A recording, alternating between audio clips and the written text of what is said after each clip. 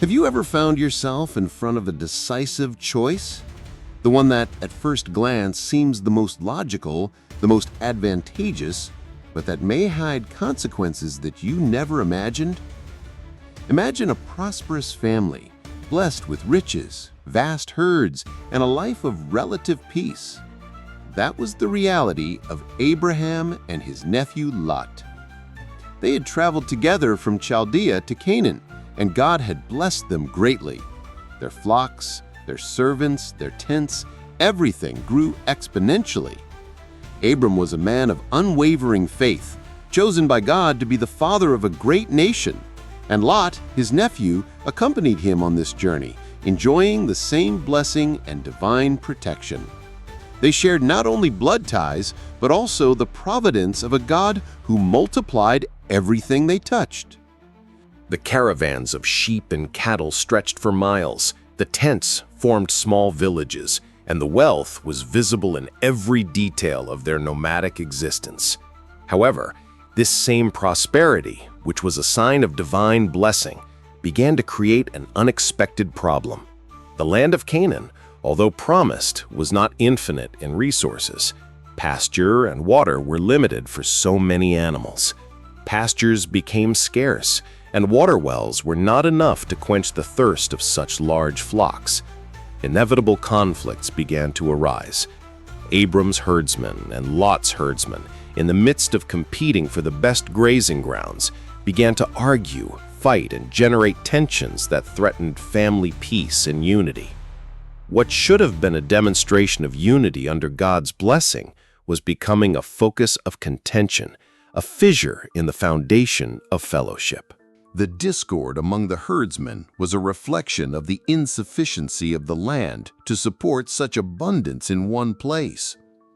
Abram, in his wisdom and generosity, realized that this situation could not continue. He was a man of peace, and the idea of family rivalry was intolerable to him, especially knowing that discord could compromise God's promise to his descendants. With a great heart and a focus on harmony, Abram took a remarkable initiative. He approached Lot, not with imposing authority, but with a suggestion filled with love and familial respect. "Let there be no strife between me and you, or between my herdsmen and your herdsmen," Abram said, "for we are brothers." His voice was calm but firm, conveying the urgency of a solution. And then he proposed to Lot a choice that would change the fate of both of them. A choice that, on the surface, seemed like an act of extreme benevolence on Abram's part, but which for Lot would become a test of his own values and priorities. Separation was inevitable, but the path to be taken would be decided by Lot. Abram's proposal to Lot was a gesture of almost unprecedented generosity, especially considering that Abram, as the uncle and patriarch, would have had the right to choose first. "Is not the whole land before you?" Abram asked Lot, giving up his own privilege. "Please separate from me. If you go to the left, I will go to the right, and if you go to the right, I will go to the left."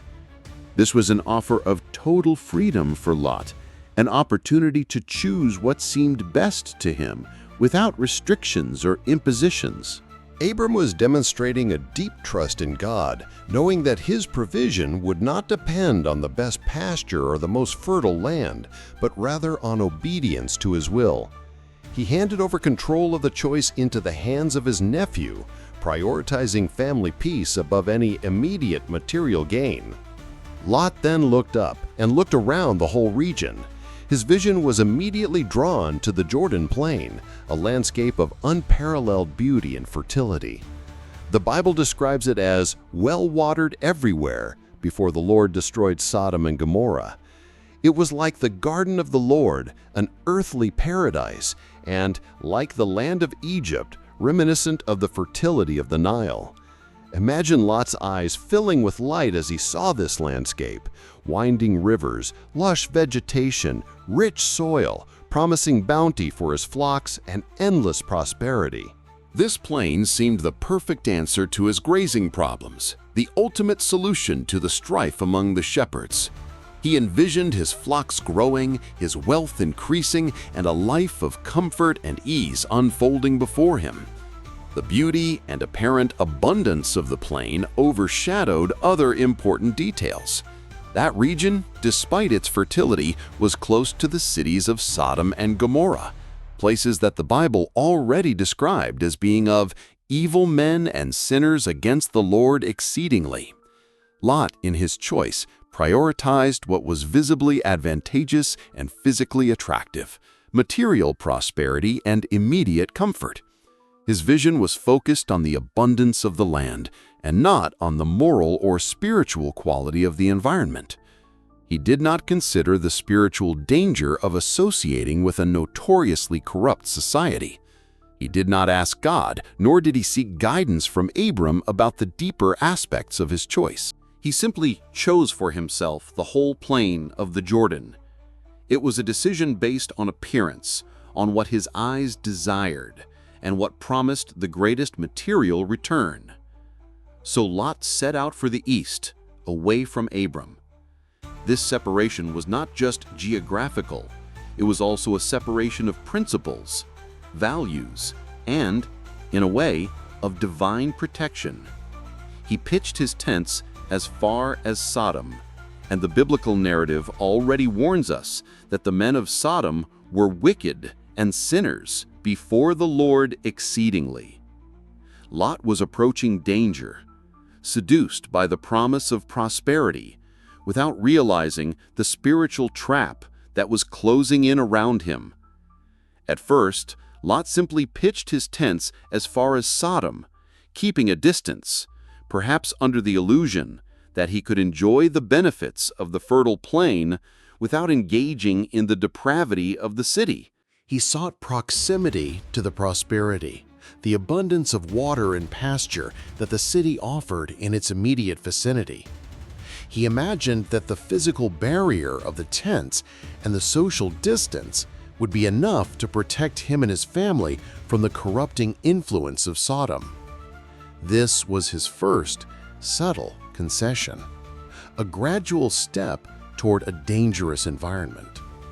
He thought of enjoying the best of the land without absorbing the worst of its people. However, Sodom's influence was not limited to the city walls. Its culture, values, and immorality permeated the area. Constant contact with its inhabitants, their practices, and their way of life began to erode the faith and principles of Lot's family. What was once shocking became tolerable. What was unacceptable became commonplace. The Bible tells us that Lot sat in the gate of Sodom, a position of honor and influence, indicating that he not only lived nearby, but was actively involved in the public life of the city. He, a righteous man according to the Apostle Peter, began to become an integral part of a society that lived in blatant opposition to God's principles. His position at the city gate suggested that he had gained respect and perhaps even a form of authority within that corrupt environment. This gradual proximity resulted in a slow and insidious contamination. Lot's family, especially his daughters, grew up immersed in the culture of Sodom. The city's customs, the normalization of sin, and the lack of an environment that valued righteousness profoundly affected the character of his children and the mind of his own wife. What began as a good choice of pasture became a spiritual prison. The temptation of materialism and immorality clouded Lot's vision of the impending danger. He could not keep his family isolated from the influence of that wicked city. The brightness of prosperity blinded him to the moral darkness that was settling all around them. Lot, though righteous in his heart and distressed by the waywardness of their waywardness, according to Scripture, could not completely disengage himself from them or completely protect his household from their influence. He became a bystander, perhaps a silent critic, but not an agent of change or a safe haven for his own family. The choice of the Jordan Plain, initially motivated by material abundance, ended up trapping Lot and his family in a spiritually toxic environment, setting the stage for the tragedy that was to come. The wickedness of Sodom and Gomorrah had reached an unbearable point, crying out for divine justice. God decided it was time to act and sent 2 angels to investigate the extent of the depravity and to rescue any righteous people who might be there. Lot, sitting at the city gate, a sign of his social prominence, saw them and immediately recognized something extraordinary about them, perhaps an aura of dignity or holiness that contrasted sharply with the local squalor. He rose to meet them, and with traditional Eastern hospitality, insisted that they spend the night in his house, protecting them from the hostility and wickedness that he knew existed in the city. It was an act of courage and righteousness in the midst of a corrupt environment, proving that, despite his choices, Lot's righteousness was not completely erased. But the night in Sodom was thick with sin, and the arrival of strangers at Lot's house did not go unnoticed. Before they could even lie down, the men of the city, young and old, all the people from every quarter, surrounded Lot's house with wicked intentions. The crowd, driven by extreme sexual depravity, demanded that Lot hand over the visitors so they could abuse them. This scene is one of the most shocking in the Bible, revealing the depth of the perversion of that society. Evil was collective, unbridled, and without any sense of shame or decency. The siege of Lot's house illustrates the real and tangible danger that he and his family faced by living in such a corrupt place. Lot, in a desperate attempt to protect his guests, not knowing that they were angels, left the house and faced the angry mob. In his attempt to negotiate, he even offered his own virgin daughters, an act that shocks us and shows the desperation and moral confusion in which he found himself, influenced by the environment of Sodom, where human life and decency had little value. He cried out, "My brothers, I beg you, do not do this wicked thing." But the mob did not care. They were blinded by desire and anger and began to threaten Lot as well, saying, "Get out of here! This man who came to be a stranger wants to be a judge. Now we will do worse to you than to them." The situation had become untenable. Then the angels reached out their hands, pulled Lot into the house, and shut the door. Then they struck the men who were at the door of the house with blindness, from the least to the greatest, so that they tired themselves out searching for the door. Physical darkness fell over the crowd, but spiritual blindness had long since taken hold of Sodom. It was a clear sign of impending destruction, a divine intervention to protect the righteous and demonstrate the doom of that city. The angels revealed to Lot the purpose of their coming, to destroy the city because the outcry against it had reached heaven, and Lot and his family were to flee immediately. With the imminent destruction of the city of Sodom revealed by the angels, the urgency became palpable. The angels urged Lot, "Arise, take your wife and your 2 daughters who are here, or you will be consumed in the iniquity of this city." God's mercy was at work, offering a way of escape. But Lot seemed hesitant. Perhaps he was still attached to his property, his material possessions, or perhaps he could not comprehend the enormity of the judgment that would befall Sodom. This delay, this reluctance to let go, shows how deeply he and his family were already rooted in the material things and the environment of that city.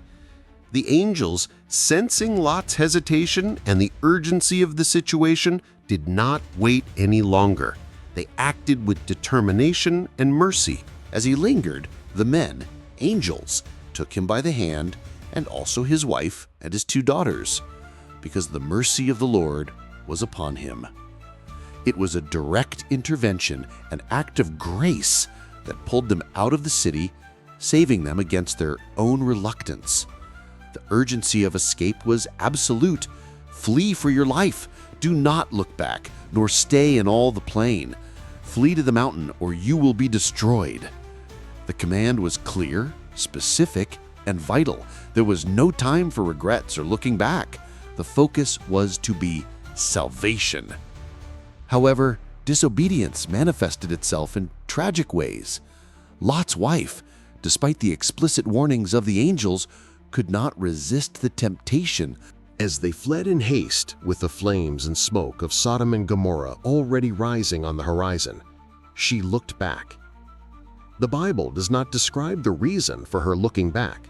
Was it attachment to possessions, longing for the life she was leaving behind, or mere curiosity? Whatever the reason, this simple act of disobedience was fatal. The consequence was immediate and terrible. She became a pillar of salt. Her figure, petrified in the middle of the plain, became an eternal monument to disobedience and the danger of attachment to the world that is being judged. Lot and his daughters continued to flee, but the image of their wife turned to salt must have been etched in their minds forever. The spectacle of the destruction of the Jordan Plain was an overwhelming testimony to God's justice against sin.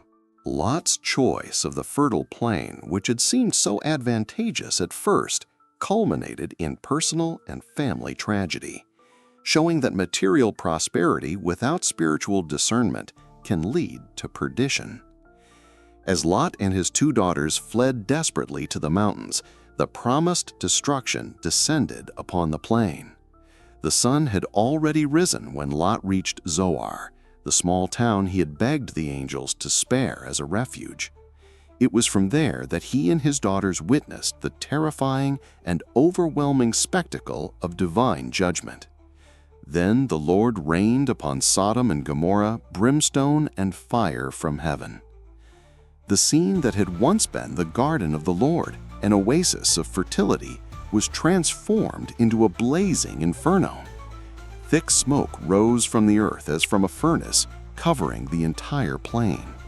Entire cities, with their inhabitants and all the lush vegetation, were consumed. It was a clear manifestation of God's justice against human depravity, a reminder of the danger of unbridled sin.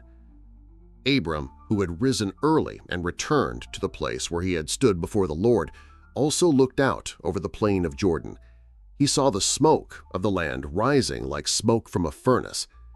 Abram's heart must have been heavy, but he understood that God's promise was always accompanied by His justice. He saw the result of Lot's choice and the terrible consequences of nesting in the bosom of wickedness. The image of destruction was a vivid reminder of the separation between the holy and the unholy, and of the seriousness of sin in God's eyes. Lot and his daughters, after their hasty escape and the loss of their mother, wife, did not feel safe even in Zoar. The trauma of destruction and the fear the judgment might reach them there, perhaps because it was so close to the destroyed cities, led them to seek refuge in a cave in the mountains. Lot, the man who had sought comfort and prosperity in the plain, now lived isolated and destitute in a cave. The one who had been wealthy, influential, and well-positioned in Sodom was now reduced to the most basic of existences, homeless, without possessions, and with the pain of loss. The consequences of Lot's choice did not end there. The isolation and desperation in the cave led to one of the darkest and most morally disturbing episodes in the Bible. His 2 daughters, fearing that there would be no more men on earth to give them descendants, a view distorted by the very culture they had absorbed in Sodom, got their father drunk and slept with him one night each. From this incestuous union were born Moab and Ben-Ami, the fathers of the Moabites and Ammonites, peoples who would become Israel's enemies in the future. This final tragedy in Lot's life illustrates the depth of corruption that the environment of Sodom had instilled in his family and the devastating consequences of compromising with sin even when one is righteous in its midst. The story of Lot challenges us to look beyond appearances. How often in our own lives are we drawn to something that seems right? The Garden of Eden material, The dream job, the perfect location, the most interesting social group? Lot shows us the danger of making choices based purely on what is visibly attractive and apparently advantageous, without considering the spiritual consequences or morals of the environment that accompanies it. He chose the fertile plain, but with it came the proximity of Sodom, corruption, immorality, and finally, destruction. This narrative is a powerful warning about the silent commitment. Lot, being a righteous man, did not become like the Sodomites, but the influence of that society gradually corroded his family. His wife clung to what she was leaving behind, and his daughters, traumatized and morally confused by the culture in which they had grown up, committed desperate acts. It makes us wonder, what are we allowing to influence our homes, our children, our very souls? Are we pitching our tents near Sodom or even in it in search of prosperity or acceptance without realizing the hidden costs? The escape from Sodom is a reminder of God's mercy in the midst of judgment, but also the seriousness of obedience. The command not to look back was not arbitrary. It was a command to completely let go of what was being condemned. Lot's wife became a monument to the consequences of disobedience and attachment to the world. This invites us to examine our own attachments. Is there something in our lives that we are reluctant to let go of? Something that is keeping us from moving fully into what God has for us? True prosperity, true security, lies not in what we choose for ourselves based on appearances, but in what God chooses for us when we put Him first. Reflect. What is your Jordan Plain today? Where have you made choices based on immediate benefit without considering the spiritual implications? Share in the comments your perspective or a lesson this story brought you. And if this message touched you, like and subscribe for more stories that make us reflect on life's big choices.